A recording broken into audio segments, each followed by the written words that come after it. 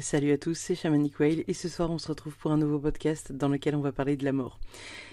Alors, par où commencer? Il y a tellement de trucs à dire par rapport à la mort, parce que globalement il y a des gens qui n'en ont pas peur, mais la majorité des gens a quand même cette peur un peu, voilà, de passer l'arme à gauche on va dire, hein, ni plus ni moins.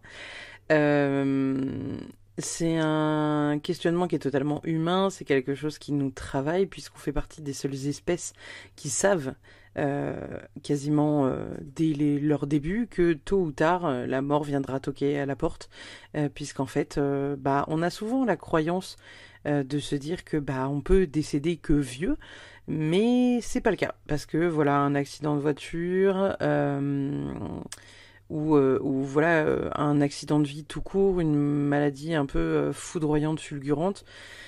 Malheureusement, on contrôle pas du tout ce truc-là.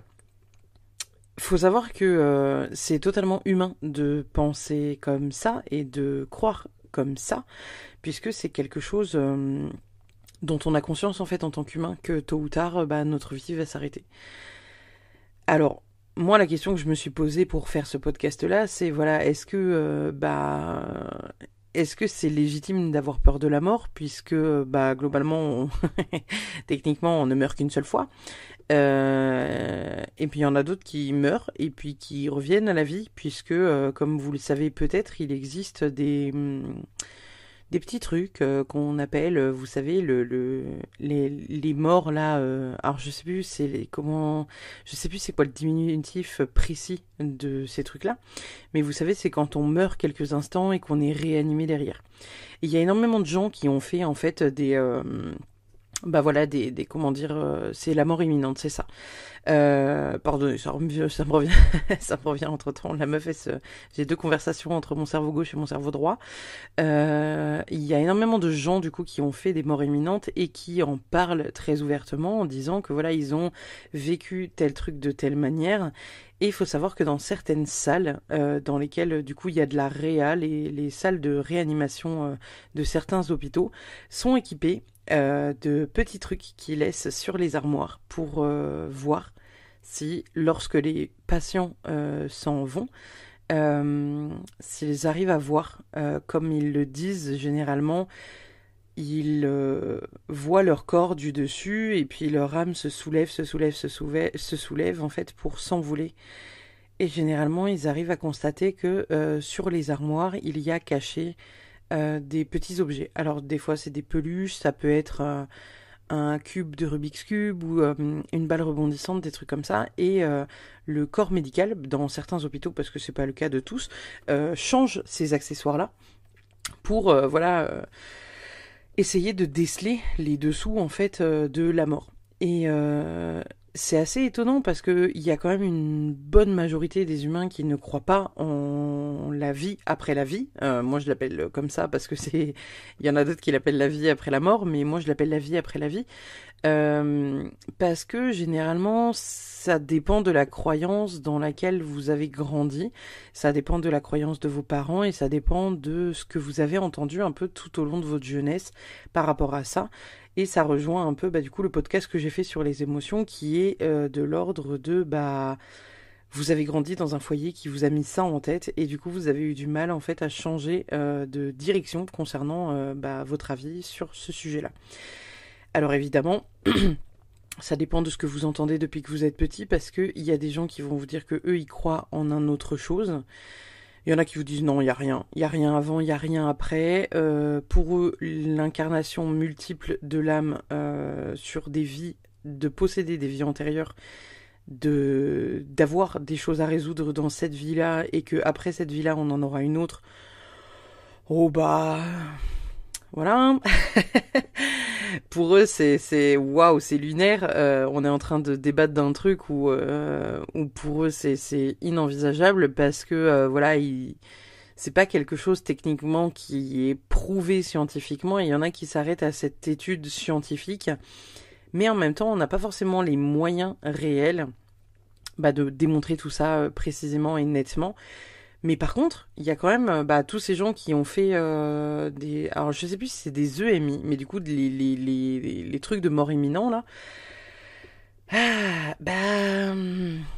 Ça amène à se poser la question quand même, hein, si vous voulez, quand il y a des dizaines et des dizaines, et voire même des centaines de personnes à travers le monde qui vous font des témoignages par rapport à leur décès, qui se sont vus s'envoler de haut, qu'ils ont vu l'intégralité de la salle, ils pourraient resituer quel médecin était dans la salle, les objets qu'il y avait dans la salle, ils pouvaient même te dire limite l'heure s'il y a une pendule dans la salle. Enfin, je veux dire, c'est quand même assez ouf, tout ça. C'est dingue, c'est vraiment dingue. Et à contrario, la mort, c'est quelque chose qui globalement fait peur parce que ceux qui ont connu ces instants de mort imminente, en fait, si vous voulez, je pense qu'ils ont plus peur de la mort parce qu'entre guillemets, ils ont mis un pied dedans. Et tout le monde en parle, hein. C'est globalement tout le monde parle de la mort comme étant quelque chose de très doux. T'es accueilli là-bas par tes défunts, tes proches, tes animaux de compagnie qui sont partis avant toi. On te fait limite une haie d'honneur en t'en disant putain, t'as géré cette incarnation, mais gros, mais waouh, c'était incroyable. On a l'impression que c'est un stade de foot qui t'accueille, tu sais, après avoir marqué un but. Euh, mais malgré tout, il y a quand même il y a quand même des trucs qui fait que la mort fait peur. Et je pense sincèrement que c'est pas forcément la mort qui fait peur. Je pense que c'est surtout le fait d'avoir peur de souffrir, d'y aller dans la souffrance. Parce que je pense que tu vois, quand on parle de la mort avec les uns et les autres, vous me direz votre avis. Hein, j'aimerais beaucoup avoir votre avis si vous écoutez ce podcast, savoir quel est ton avis à toi qui écoutes ce podcast sur la mort. Est-ce qu'on a peur de la mort parce que du coup on ne sait pas ce qu'il y a de l'autre côté et on serait peut-être même déçu de savoir qu'il n'y a rien si vraiment il n'y a rien? Moi je peux vous dire d'ores et déjà que ce n'est pas le cas, mais c'est ma croyance et c'est mon avis personnel, ce n'est peut-être pas le tien. Mais on a quand même ce truc un peu curieux, tu vois, d'aller se renseigner sur les éventualités des trucs qui nous attendent de l'autre côté. Et je pense très sincèrement que c'est pas en soi, encore une fois, la mort qui nous fait peur et le fait de ne pas savoir vers quoi on va, mais c'est plus de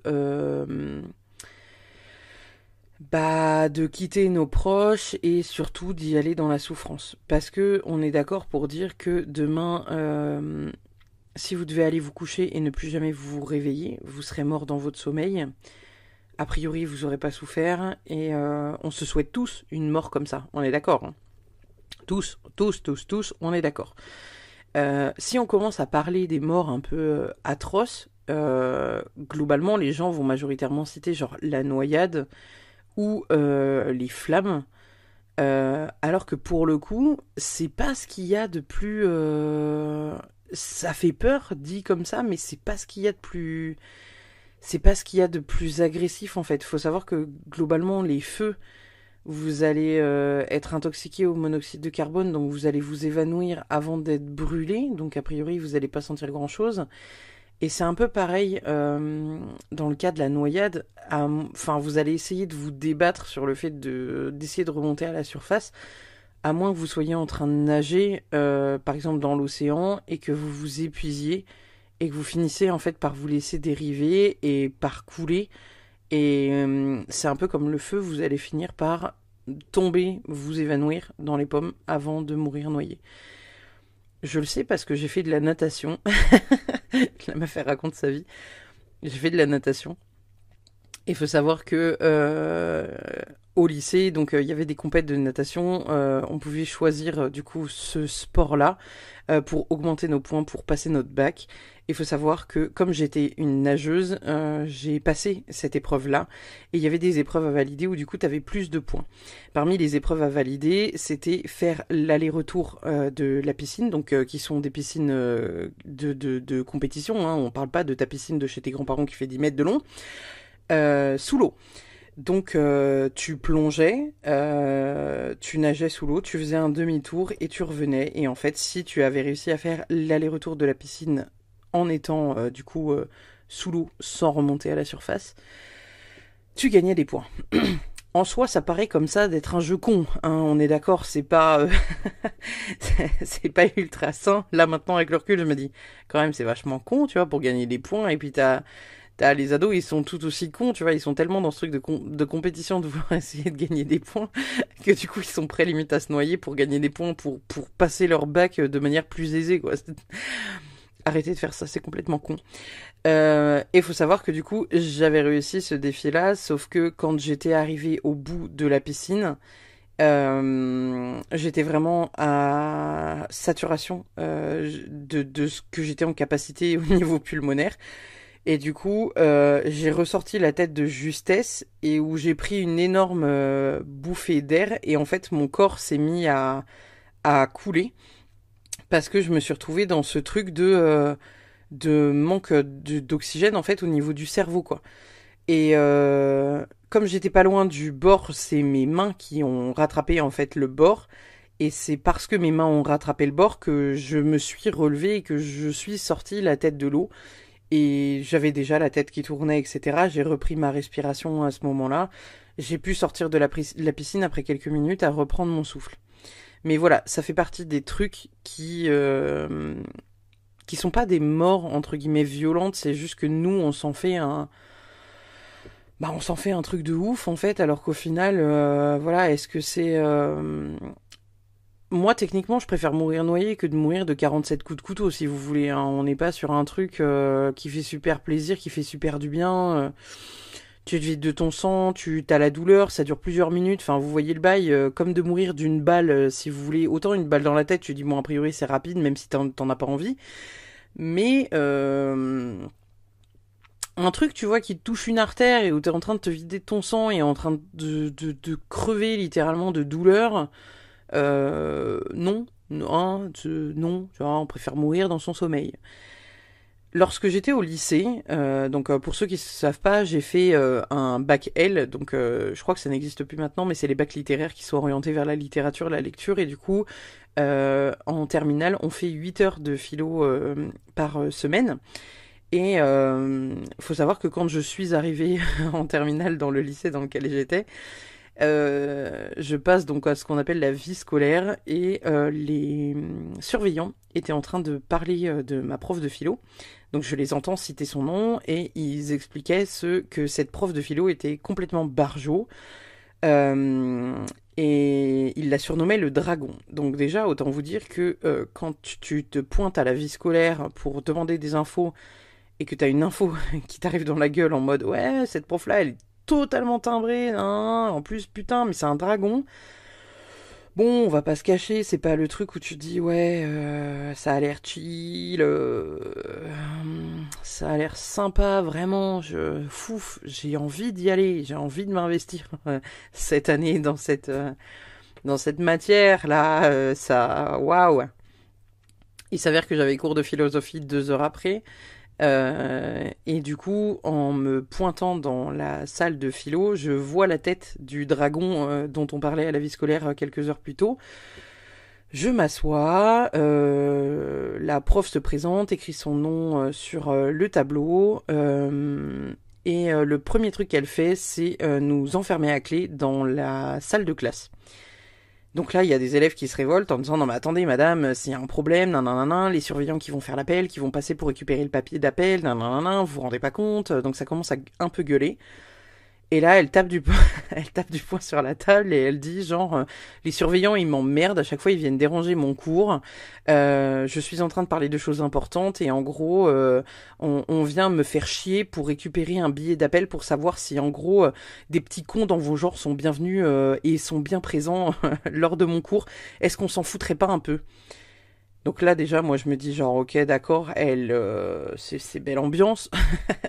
Elle a l'air sympa et cordiale, amicale, tout ce que vous voulez. Et puis là elle s'assoit sur son bureau et elle dit genre bon bah voilà, on va commencer la philo de suite parce qu'on n'a pas de temps à perdre, j'ai plein de trucs à vous enseigner cette année dans ce cours de philosophie. Donc là, on commence un peu à sortir nos cahiers, nos trucs, nos livres, etc. Et elle dit non, vous avez pas besoin de ça, rangez-moi ces merdes. Et on va commencer par un débat. Et elle dit dans cette classe, qui a peur de mourir? Je crois qu'on était un truc comme 28 élèves dans la classe. On est 28 à lever la main. Et elle a dit bah vous êtes des cons. Et genre, toi, t'es là, je sais pas, à l'époque, je devais avoir 16 ou 17 ans, et t'as ta prof qui juste vient de te dire que genre, ouais, bah, t'es une conne. En fait, t'es une conne, et puis tous tes copains de classe, vous êtes tous des cons, quoi.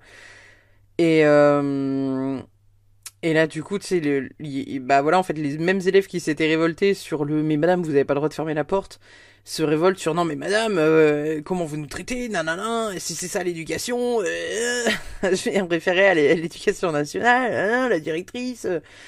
Ça part un peu en débat et ça part un peu en couille, hein, on va pas se le cacher. Et puis, elle tape du poing sur la table et elle dit «Non, si vous avez peur de la mort, c'est que vous êtes con». Et elle dit parce qu'en fait c'est pas de la mort que vous avez peur, c'est peur de souffrir. Et elle dit qui a envie de mourir dans son sommeil dans cette classe. Et donc là forcément ben les 28 connards lèvent la main genre coucou c'est nous, on a tous peur de crever ici. Et elle rebelote hein, ben vous êtes des cons. Et en fait, elle nous explique dans la foulée que, donc là, elle commence à parler, voilà, de différents philosophes, elle cite Nietzsche, etc., dans son truc, et elle explique que,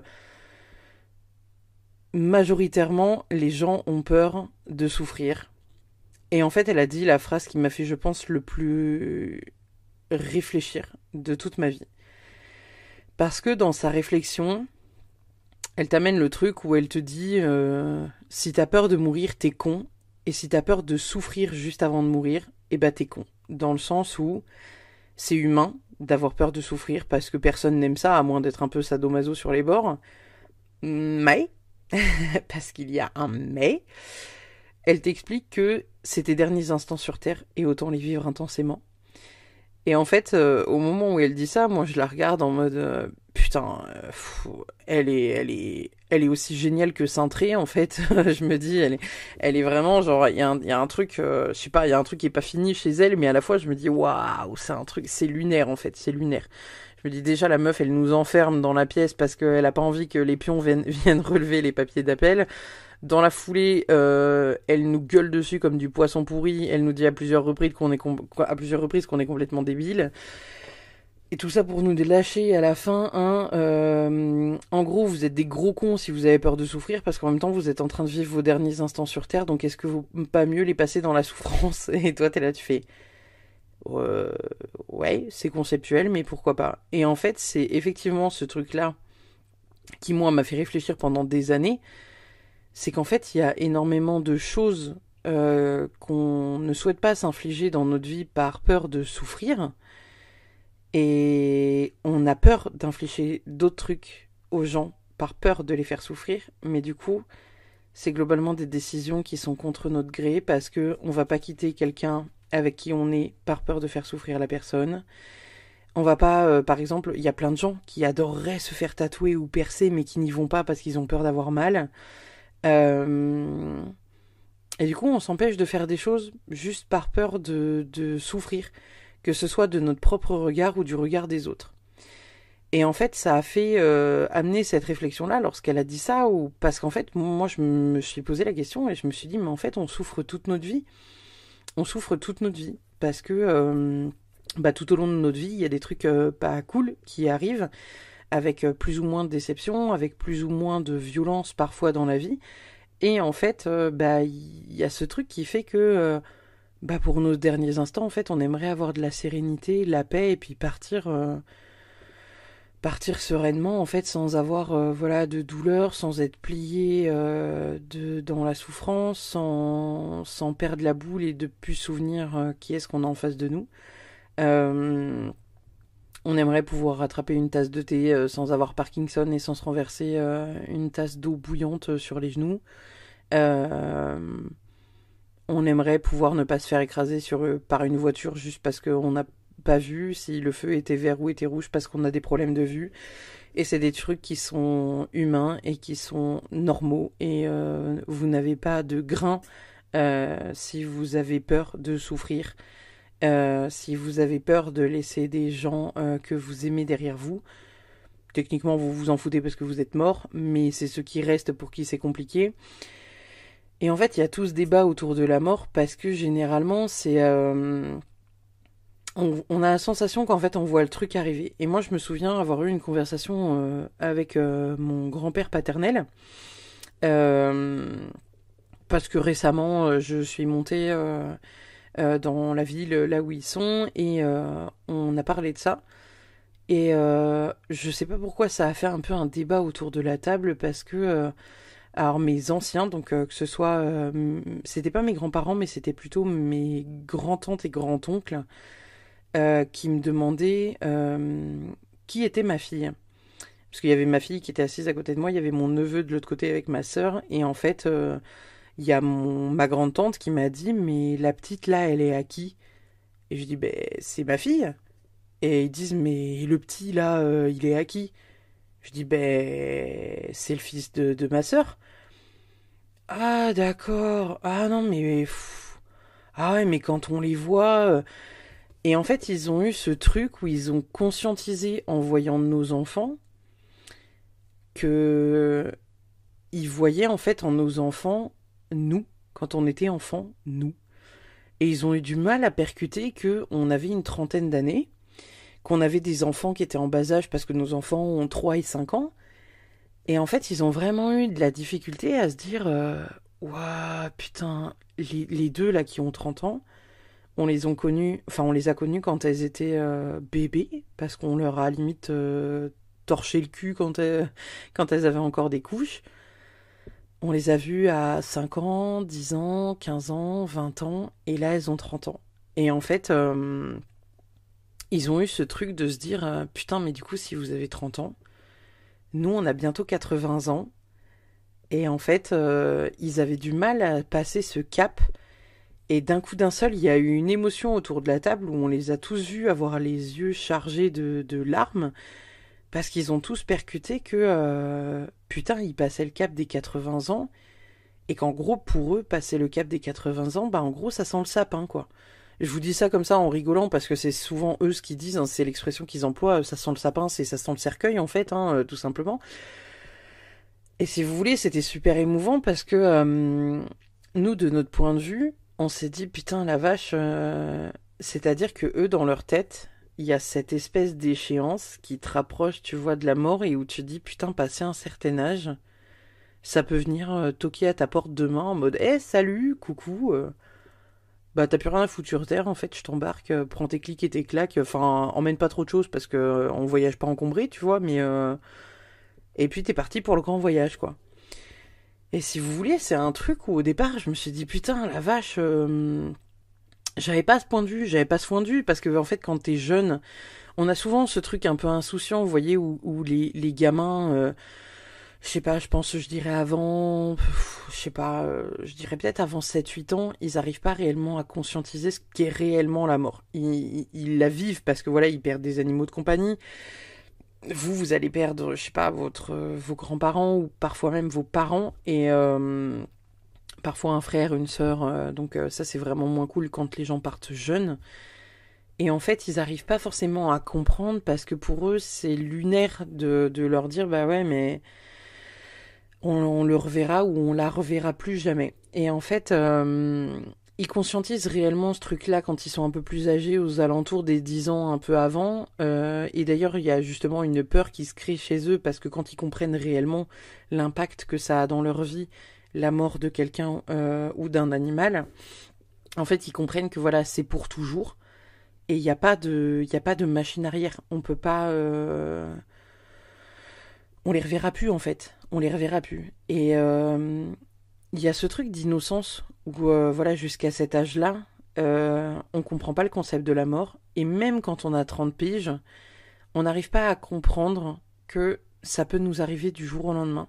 Parce que, comme je vous disais au début de ce podcast, un accident de voiture, un accident de vie, voilà, tout peut arriver en fait, et tu peux partir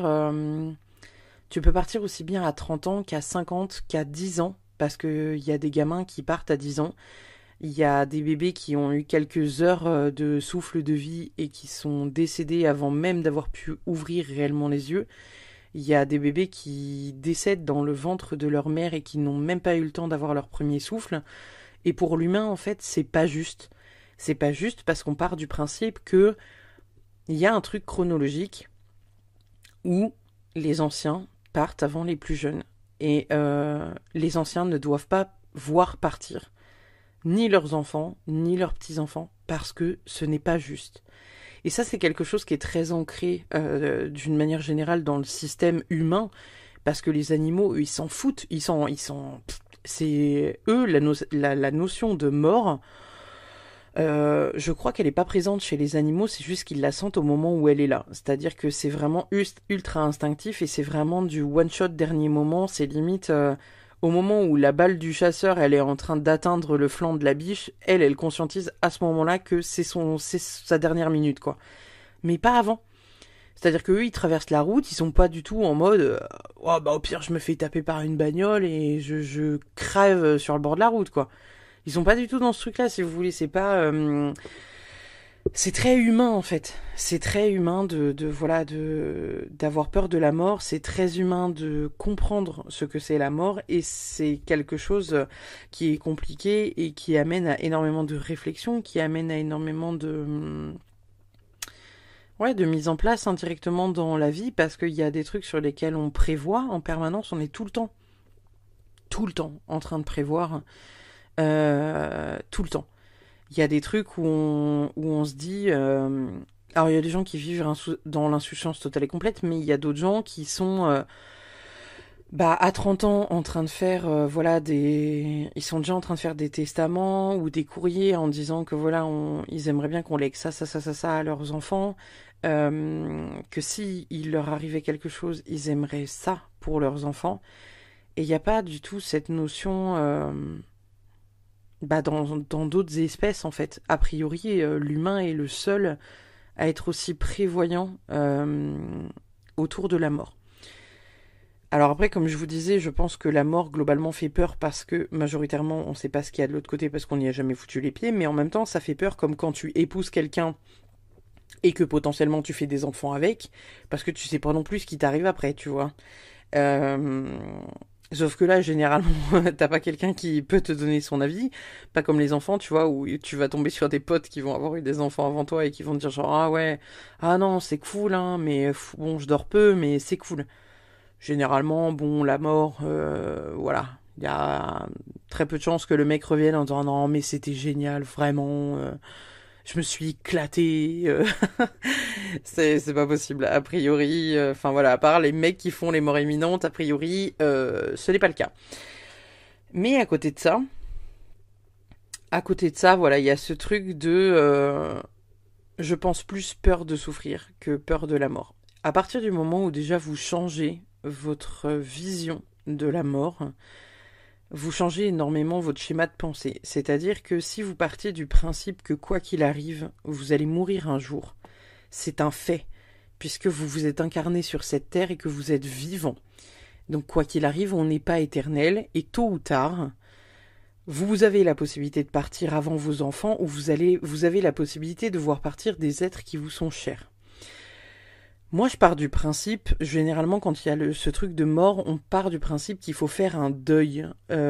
Moi, c'est quelque chose que je n'emploie pas, et que je n'emploie pas non plus avec mes clients quand on parle de ça. Parce que pour moi, il n'y a pas de deuil à faire. Il n'y a pas de deuil à faire dans le sens où on ne se remet jamais de la perte de quelqu'un qui est important pour nous.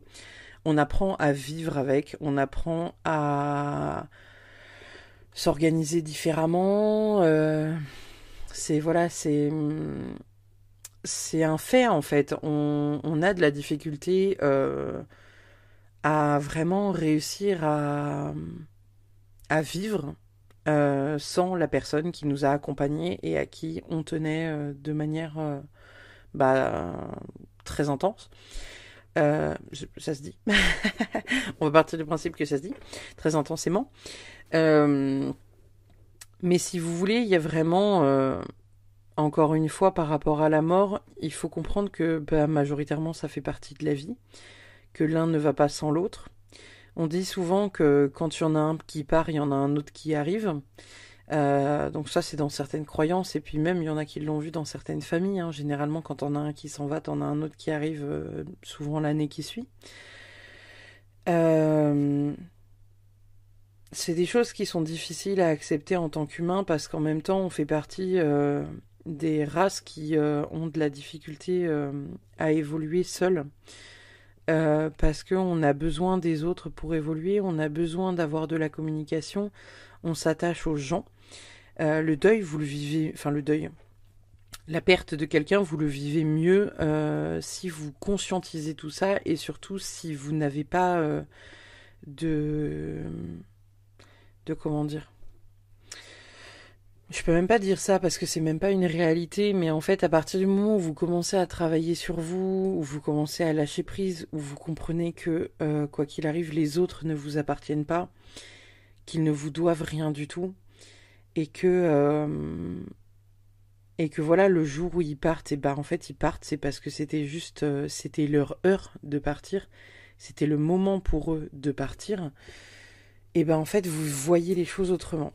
Et le problème, c'est que avant ça, si vous êtes vraiment dans ce truc de mais t'as pas le droit de partir parce que t'as pas le droit de me laisser seule, t'as pas le droit de ci, t'as pas le droit de ça, c'est que là vous êtes vraiment dans la blessure en fait de l'abandon, où vous avez peur de souffrir d'abandon, vous avez peur de pas vous en sortir seul, vous avez peur de ne pas réussir en fait à surmonter cette étape d'être seul, et en fait ça vous indique qu'il faut travailler indirectement sur le schéma que vous avez avec l'abandon, le fait de vous retrouver face à vous-même et puis sans voilà, sans la personne pour vous aider quoi. Mais ça évoque encore une fois le fait de devoir ouais, de devoir travailler sur soi, de devoir conscientiser certaines choses, de devoir accepter certaines choses. Euh, et après, faut pas oublier que ce n'est pas parce que vous acceptez que vous n'avez pas le droit d'être triste. C'est-à-dire que si vous voulez, pour ceux qui savent, qui me suivent sur Instagram, vous savez que je suis une geek en plus de en plus de tout le reste. Et il y a un jeu qui a été développé par une compagnie, je crois qu'elle a été faite par des Français d'ailleurs, accessoirement. C'est un jeu qui s'appelle Gris, donc ça s'écrit comme gris, et c'est un jeu qui est fait, qui est magnifique parce que voilà, c'est des aquarelles, etc. Et en fait, c'est toutes les phases du deuil.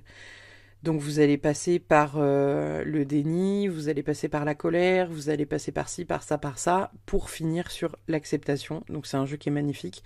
Si jamais vous vivez une période de deuil et que vous jouez aux jeux vidéo, je vous invite grandement à faire ce jeu vidéo-là parce que il...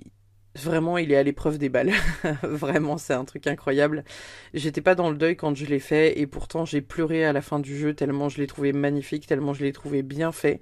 J'ai suivi une Twitcheuse sur Twitch qui, elle, avait perdu quelqu'un dans sa famille et qui a fait ce jeu-là. On lui a offert ce jeu-là. Et en fait, elle ne savait pas à quoi s'attendre. Elle a fait le jeu et elle s'est effondrée en larmes sur Twitch tellement elle était émue. Et elle a remercié en fait la personne qui lui avait offert le jeu parce qu'elle a dit putain, si tu savais à quel point ma vie est compliquée depuis que j'ai perdu cette personne dans ma vie, et là à quel point ça m'ouvre les yeux sur l'étape dans laquelle je suis actuellement et quelle étape il me reste encore à passer pour réussir à être dans l'acceptation. Et il y a des petits tips comme ça qui font qu'on arrive à mieux passer une épreuve qu'une autre, mais quoi qu'il arrive, la perte de quelqu'un qui nous est cher reste une épreuve qui reste compliquée. Et quoi qu'il arrive, c'est pas parce que vous acceptez que vous ne pouvez pas être triste. Parce que malgré tout, selon comment la personne part, c'est très dur en fait. Par exemple, je sais pas, vous avez un parent qui a une cinquantaine d'années, vous l'avez vu à midi, tout baigne, machin, c'est votre petit rituel du mercredi, et on vous appelle le soir en vous disant putain, il a eu un infarctus fulgurant, il est mort dans l'ambulance quoi. Et en fait là vous allez avoir du mal à accepter parce que vous n'avez pas pu en fait indiquer à votre cerveau qu'il y avait cette phase de lenteur profonde qui vous accompagne en fait vers un décès. C'est-à-dire que autant si on vous prévient en vous disant bon bah voilà, mamie a un cancer et il lui reste plus ou moins 6 mois, c'est-à-dire que vous avez 6 mois pour préparer votre cerveau à ce deuil-là qui va arriver tôt ou tard parce que vous savez qu'il y a peu de chances qu'on réussisse à la sauver. Et le truc, c'est que même des fois, quand votre cerveau sait, et ben en fait, quand ça arrive, bah ça reste dur, quoi. Ça reste dur parce que malgré tout, on perd quelqu'un qui nous est cher et ça reste une étape en fait compliquée parce que il y a toute une étape difficile à passer. Alors des fois, malheureusement, il y a des gens qui s'en vont et avec qui bah, on n'a pas pu communiquer avant parce que voilà, il y avait un conflit familial, parce que voilà, les gens ne se parlaient plus, ne s'appelaient plus, n'étaient plus en contact. Et en fait, on regrette à ce moment-là de ne pas avoir pu dire ce qu'on avait à dire et ce qu'on avait sur le cœur et ce qu'on aurait aimé dire à la personne en fait avant qu'elle parte. Euh, mais ça, c'est encore autre chose parce que ça fait partie des étapes où il faut réussir à pardonner. C'est un peu comme les gens qui malheureusement se suicident, ça fait partie des étapes où en fait nous on est face à une incompréhension parce que voilà, on comprend pas les motivations de l'autre personne et on a juste à accepter que ça n'aille pas dans sa vie et que sa personne veuille partir et accepter qu'on ne puisse pas forcément bah, la sauver. Et c'est très dur en fait c'est très dur en fait comme étape de réussir à accepter que l'autre puisse aller mal, à accepter de le laisser partir, à accepter de lâcher prise et d'accepter que la personne bah, puisse voilà se supprimer indirectement en nous ayant dit au revoir et ou pas parce que des fois c'est pas le cas, parce que des fois il y en a qui s'en vont et qui laissent pas une lettre, qui laissent pas une explication euh, et où les gens qui restent ne comprennent pas parce que la personne c'était quelqu'un de joyeux et parce qu'on s'attendait tout sauf à ça. Euh, mais voilà, on n'est pas dans les têtes des uns et des autres et du coup la mort de ce qu'on en connaît, de ce qu'on en voit, de ce qu'on nous en transmet, parce que c'est comme tout, il y a dans nos familles des gens qui subissent des morts qui sont violentes, et en fait, c'est indirectement du transgénérationnel qu'on nous inflige, parce que voilà, nos familles subissent des morts violentes autour d'eux, et par conséquent, on nous renvoie cette image qui est liée à la violence et du coup la mort est associée à la violence et il y a vraiment ce truc profond de peur qui s'inscrit en vous et c'est quelque chose qui est très dur. C'est quelque chose qui est très très dur parce qu'en fait c'est quelque chose qu'on ancre en vous à votre plus jeune âge et on vous confronte pas vraiment à la mort d'une manière générale parce que voilà souvent bah voilà l'image que vos parents s'en font c'est parce qu'ils trouvent ça violent, c'est parce que des enfants n'ont pas leur place dans les enterrements donc parfois il y a des enfants qui vont à des enterrements, parfois on est préservé des enterrements jusqu'à très tard. Euh, Tôt ou tard on y sera confronté parce que tôt ou tard faudra qu'on enterre des proches à nous. Euh, mais il y a tout un cheminement à faire par rapport à ça et réussir à se détacher de la peur de mourir. Parce que pour réussir à se détacher de la peur de mourir, il faut réussir à se détacher de la peur de perdre les autres. Il faut réussir à faire comprendre aux autres que même s'ils vous aiment, vous n'êtes pas éternel. C'est une phrase que j'ai beaucoup dit à un moment donné. Enfin, je crois que je vous en ai parlé quand j'ai fait le podcast sur le corps et sur les mots du corps. J'ai fait un infarctus à 27 ans. Et les médecins m'ont dit que si je faisais un infarctus aussi jeune, c'est parce que je ne me posais pas, parce que j'avais une vie qui était trop stressante, parce que je vivais à 3000 à l'heure et que j'étais sur tous les fronts en train de tout gérer et que c'était ma charge mentale qui était en train de m'enterrer à petit feu. Et en fait, quand on vous dit ça, et quand vous voyez tout ce que vous avez à gérer entre votre enfant qui vient de naître, votre maison que vous venez d'acheter et qu'il faut retaper, votre boulot qui est croissant et où vous vous dites putain, faut quand même que je me fasse connaître, donc faut que je fasse ci, faut que ça, et vous vous lancez dans plein de défis et de trucs de ouf. Euh, Bah tôt ou tard, en fait, c'est votre corps qui vous dit genre non, stop, stop, je stop parce que là, c'est pas possible. Euh, et il y a une phrase que j'ai dit à ma grand-mère quand j'ai eu mon infarctus, donc il y a maintenant quasiment 4 ans, 4, ouais, 4 ans, 4 ans et demi par là. Euh, j'ai dit à ma grand-mère, je me reposerai quand je serai morte. Parce que moi, dans ma tête, à ce moment-là, j'avais pas compris à quel point il était important que je me pose, que je me repose, à quel point il fallait que je lâche du lest, que je lâche prise, que j'accepte d'être aidée, que je demande de l'aide quand j'en ai besoin et que je n'ai pas à gérer tout d'une main de maître et de front pour tout, tout. Et en fait, ma grand-mère, quand je lui ai dit genre oui, je me reposerai quand je serai morte, mamie, elle m'a fait genre oh, Pauline, genre en mode tu peux pas dire ça parce que ça va t'enterrer plutôt que prévu. Donc je me suis faite littéralement engueuler comme du poisson pourri.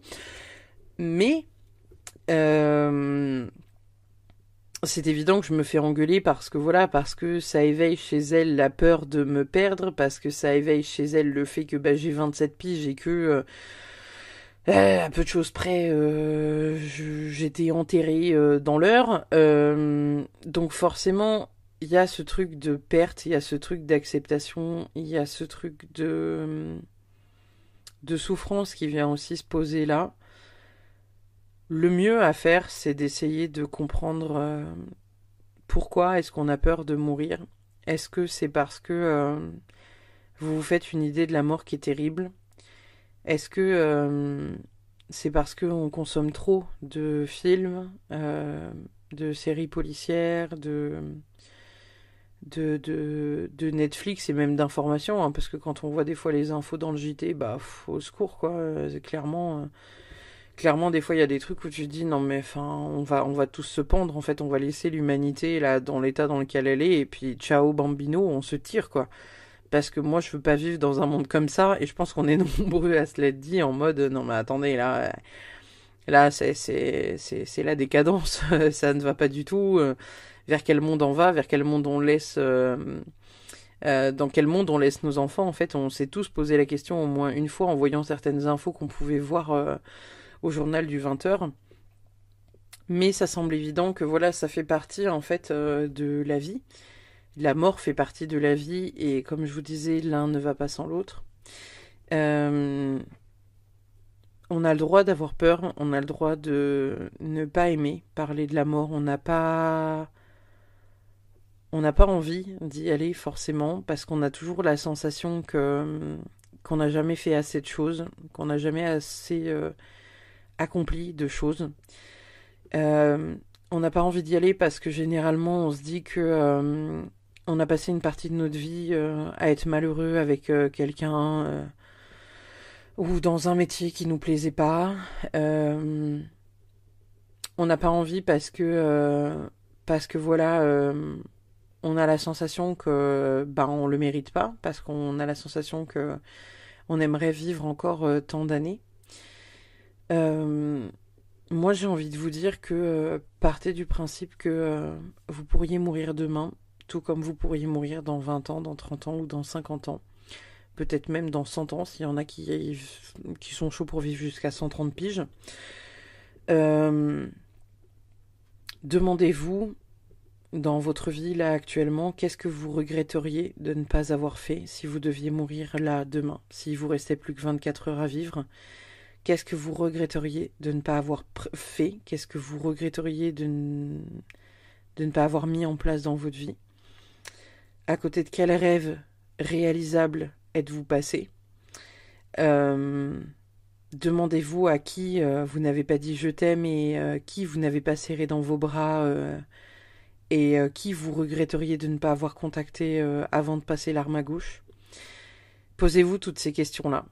Et si vous avez la sensation que tout ce que vous avez envie d'accomplir, vous l'avez accompli, et que vous n'avez aucun regret, que vous n'avez aucun remords, et que si vous étiez amené à mourir dans 24 heures et que la seule chose qui vous attristerait, c'était le fait de laisser vos proches parce que vous avez la sensation que, bah voilà, malgré tout, vous êtes un peu un pilier du groupe ou que ça laisse derrière vous des gens tristes parce que tout le monde vous le dit que vous êtes trop bien, trop cool, trop truc, trop machin. Et bah c'est que quelque part, vous avez bien réussi à accomplir votre travail sur vous-même, vous avez bien réussi à comprendre le système de la vie indirectement. Et je vous souhaite réellement de vivre là-dedans. De vivre en vous disant que si c'était vos dernières 24 heures aujourd'hui, de vous dire que vous n'auriez rien fait différemment de ce que vous l'avez fait. Vous n'auriez rien accompli de plus que ce que vous avez déjà accompli. Et que les personnes que vous aimez profondément et que vous auriez aimé prendre dans vos bras, et ben vous les avez pris dans vos bras le matin. Et même s'ils sont à distance, vous leur avez juste envoyé un je t'aime, je te kiffe, bonne journée, tu me manques, et tous les mots que vous aviez envie d'envoyer. Et en attendant, je vous souhaite d'avoir une vie heureuse, remplie d'épreuves, parce que malgré tout, bah on se fait un peu chier quand il n'y a pas d'épreuves. Je vous souhaite de vivre longtemps, si c'est vraiment votre désir. Et j'espère que ce podcast sur la mort vous a plu. J'espère qu'il a peut-être éclairé certains de vos questionnements, ou qu'il en a rajouté un peut-être pour certains. N'hésitez pas à me donner votre avis en message privé sur Instagram sur ce que vous pensez de la mort, si vous en avez peur et pourquoi vous en avez peur. Et puis je vous souhaite plein de belles choses. Et je vous dis à très vite. Merci infiniment d'avoir écouté ce podcast. Je rappelle que je suis responsable de ce que je dis et je ne suis pas responsable de ce que vous comprenez. Je vous fais des bisous. Belle soirée, bonne journée selon l'heure à laquelle vous écoutez ce podcast. Et je vous dis à très vite pour un prochain podcast. Des bisous.